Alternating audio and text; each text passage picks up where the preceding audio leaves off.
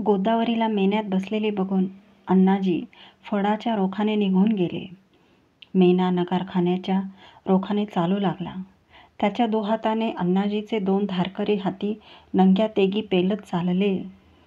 भुयांनी दुडकी चाल धरली. मेन्याची वर्दी मिळालेले संभाजीराजे आपल्या महालाबाहेर पडले. त्यांची मुद्रा ताठर कठोर होती.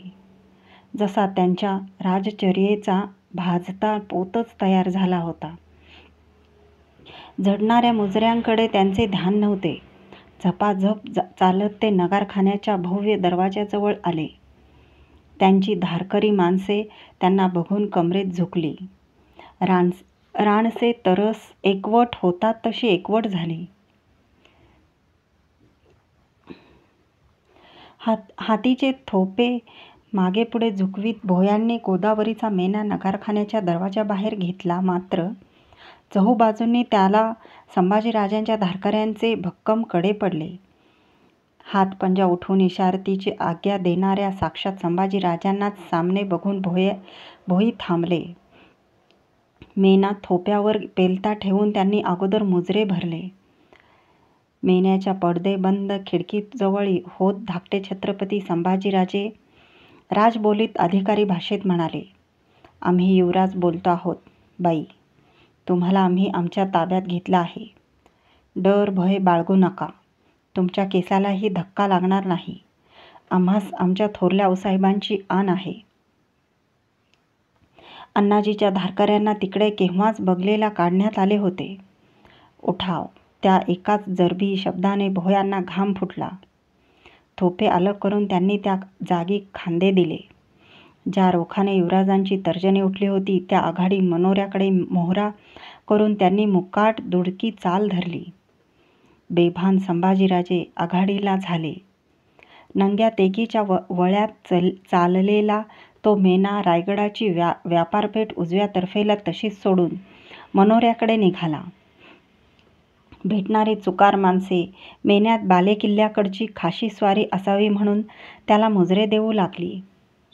महादरवाजा मागे पडला. संभाजीराजांचे धारकरी भोयांना एकही पाऊल लटकात पडू देत नव्हते. लहान दरवाजा पार करून मेना पाचाडात उतरला. वाडीच्या वेशीवरच ठाम झाला. महादेव पंतांनी सिद्ध ठेवलेले घोडा इतांचे पथक युवराजांची वाटच बघत होते. त्यांनी घोडी हरीने पुढे घेतली. त्यातल्या चुनेवानाच्या एका घोड्याचे कायदे संभाजीराजांनी आपल्या हाती घेतले. जनावर मेन्याजवळ आणले. बाई, मेनावतार व्हा. पडद्याकडे बघून युवराजांनी आज्ञा केली. म्यानातून धारी तलवार बाहेर पडावी तशी गोदावरी बाहेर आली. तिची मान वरच उठत नव्हती.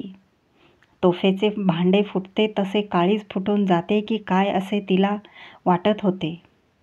सारी जान सुन्न झाली होती तिची. बैठक घ्या. घोड्याच्या रोखाने संभाजीराजांनी हात उठविला. अंगावर वीज पडल्यागत गोदावरी थरारली. हे तिला जमणारे नव्हते. कसे सांगावे तेही तिला कळेना. तिची अडचण लक्षात येताच संभाजीराजे घोटाळले. एवढ्या निर्धाराने पार पडलेल्या मनसुब्यावर पाणी पडणार म्हणून चरकले. लागलीच काही योजून त्यांनी मनोमन निर्णय घेतला. डोळ्यांचे पाते लवायच्या आत त्यांनी त्या चुनेवानी घोड्यावर झेप घेतली. कायद्यांना झटका देताच ते उमदे जनावर ऊर उचलून पुढचे खूर अधांतरी करीत खेकाळले. गोदावरीला वळसा घालून संभाजीराजांनी तिला घोड्याच्या उजव्या तर्फेला टाकली. तिच्या ध्यानेमनी नसता एका बलदंड भुत्याच्या निर्भाव हाताची पकड तिच्या कमरेभोवती पडली. दुसऱ्याच क्षणी ती संभाजीराजांच्या घोड्यावर खेचली गेली. जनावराला वरमी कळ यावीत अशी टाच बसली. घोडा दौडू लागला. त्याचा माग धरून घोडाईतांचे पथक उधळले. धुळलोट उसळले. वादळी वाऱ्यालाही मागे टाकेल असा तो वेताळाचा नायक, रायगडाचा रुद्र दौडू लागला. लिंगाणा किल्ल्याच्या रोखाने. रायगडचा जोड किल्ला असलेल्या लिंगाण्याच्या पायथा आला. बाईला लिंगाण्यावर आणण्यात आले. आपल्या इमानी धारकऱ्यांच्या चौकी पहाऱ्यात तिला एका कोठीत बंदिस्त ठेवून तिचा निरोप घेताना संभाजीराजांना भरून आले. तिच्या तोंडाकडे बघण्याचा धीर त्यांना झाला नाही. केवड्याच्या झळाळ पात्यासारख्या दिसणाऱ्या तिच्या पायांच्या पंजावर नजर ठेवून ते म्हणाले, तुम्हाला इथं आणलं म्हणून आम्ही दिलगिरी आहोत. आमच्यासाठी दुसरा इलाज बाकी राहिला नाही. तुम्ही आमच्या कैदी आहात. आमच्या महाराज साहेबांसमोर तुम्हाला आणि आम्हालाही उभे राहावे लागेल. तेव्हा आई जगदंबा आणि जगदीश्वर कौल देईल तसे करा. कुणाच्याही भीडभरीला तुम्ही बळी पडणार नाही असा आमचा विश्वास आहे. आम्ही युवराज आहोत, तरीही आमच्या हातून तुमची ही जनानी कैदी घडली यासाठी तुमचे शर्मिंदी आहोत. शक्य झाल्यास त्यासाठी आम्हाला माफ करा. येतो आम्ही. जे समजून केले त्यासाठी खंत. पश्चाताप करण्याचे कारण नाही असे ठाम ठरवूनच युवराज संभाजीराजे लिंगाणा उतरू लागले. इकडे रायगडावर हाहाकार उठला होता. एवढे धीराचे अण्णाजी, पण पायाखालची वाळू सरकल्यासारखे ते हवालदिल झाले. लज्जेने तोंडाशी उपरण्याचा शेव धरून ते आपल्या वाड्याकडून महाराजांच्या खासेवाड्याकडे चालले. त्यांनी मनोमन कसला तरी निर्णय केला होता. ज्या गडावर ते इतकी वर्षे इतमानाने राहिले होते तोच त्यांना क्षणात परका वाटू लागला. स्वामी, आम्हा सेवेतून मुक्त करून निरोपाचे विडे द्यावेत. राजांच्या कानी मनचा सल घालताना खालमानेच्या अण्णाजीच्या डोळ्यातून आसवे टपटपली. खालच्या रुजाम्यात ती एकजीव झाली. सारा महाल एकांती होता. अण्णाजी कसल्या अग्नीने पोळत बोलताहेत तेच छत्रपती महाराजांना कळेना. मतलब? महाराजांची नजर अण्णाजींच्या पगडीवर फिरली. स्वामी, अण्णाजींना बोलवेना. लहान मुलासारखे ते जागच्या जागीच गदगदू लागले. आपले तोंड ओंजळीतल्या उपरण्याने त्यांनी झाकून घेतले. छत्रपती ते बघताना चरकले. बैठक सोडून उठले. चमत्कारिक साद त्यांच्या तोंडून बाहेर उमटली. सुरनीस. आजवर अण्णाजींचे हरपलेले मंत्रीपणाचे भान जागे झाले.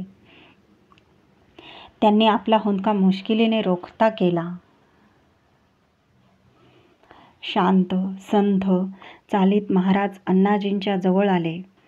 तेवढ्या वेळात त्यांनी काय बोलावे हे योजून घेतले होते. अण्णाजींच्या खांद्यावर गुलाबी हात तळवा चढवीत महाराजांनी विचारले, अण्णाजी, माणसं आम्हाला कंटाळतात, पारखी होतात. नेताजी झाले, प्रतापराव झाले, संभाजी कावजी झाला. आम्हाला त्यांच्या मनीचे सल कधीच कळू शकले नाहीत. तुम्ही ती संधी तरी आम्हाला देत आहेत. बोला अण्णाजी पंत, बोला. आमचा काय कसूर घडतो म्हणून सवलतीसारखी असलेली माणसं आम्हाला पारखी होतात. आम्हाला एकदा ते कळू द्या तरी. त्या प्रत्येक बोलाने अण्णाजींनी मुश्किलीने रोखलेला उमाळा पुन्हा वर खेचला गेला. जी नजर नेहमी स्वामींच्या भगव्या मोजड्यांवर जोडलेली असायची ती एकाएकी वर उचलली गेली. ते आपले सारे कढ क्षणभर विसरून गेले. पगडी डोलावीत अण्णाजी राजांच्या स्फटिक शिवलिंगासारख्या सत्व तेजी मुद्रेकडे बघतच राहिले. नाही स्वामी, कसूर आपला नाही, कुणाचाच नाही. कसला तर तो आमच्या कमनशिबाचा आहे. आम्हाला निरोप द्यावा. अण्णाजींनी झुकून छत्रपतींच्या मोजड्यांना हाताची बोटे भिडवली. तुमच्या तोंडीची कमनशिबाची ही भाषा ऐकायला माँसाहेब पाहिजे होत्या. अण्णाजी. जिजाऊंच्या आठवणीने राजे विचारगत होत थांबले. त्यांनी धीराने भोगलेले आणि परतविलेले नशिबाचे फेरे राजांना आठवले. अण्णाजी, जायचंच ठरविणाऱ्याला आई भवानीही रोखू शकत नाही. फक्त त्याचे सही कारण आम्हास सांगून जा. काय झाले म्हणून हा डाव अर्धा मुर्धा सोडून तुम्ही मोहरा पालटता आहात. बोला. छत्रपतींनी अण्णाजींचे खांदे आवेगाने हलविले. स्वामी, जीभ उठत नाही आमची. परब्रह्माचे आम्ही खोललेले 4 घास आपल्या कृपेमुळेच मिळाले आहेत. त्याची जाण सुटत नाही. आमची कसलीच तक्रार नाही. कुणाचाच कसलाही कसूर नाही. अण्णाजींना बोलणे सुधरेना.